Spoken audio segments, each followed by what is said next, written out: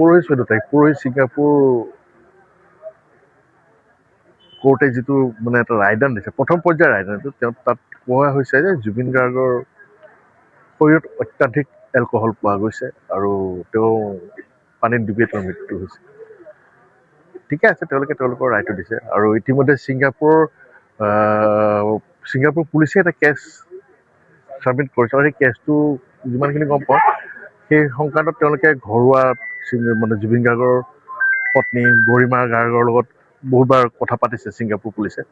গৰিমা গাৰ্গৰ যিখিনি ক'ব লগা আছিল কৈছে, সেইটো হিচাপে তেওঁলোকে যোগাযোগ চলি আছে আৰু ইতিমধ্যে সেই ৰায়দানত গৰিমা গাৰ্গৰ জুবিন গাৰ্গৰ খুৰাক মনোজ বৰঠাকুৰদেৱ আৰু আমাৰ ৰাহুল কুতুব শৰ্মা উপস্থিত আছিল।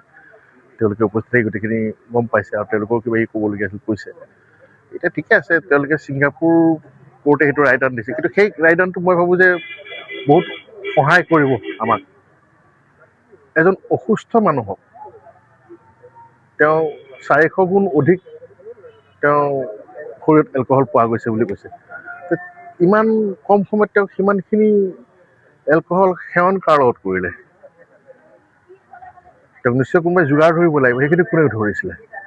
আৰু সেই অসুস্থ মানুহজনক যিজন মানুহক সকলোৱে জানে যে পানী আৰু জুইৰ পৰা আঁতৰত থাকিব লাগে তেওঁৰ অসুস্থতাৰ কাৰণে, তেওঁক তেনেকুৱা অৱস্থাত তালৈ কিয় লৈ গৈছিলে?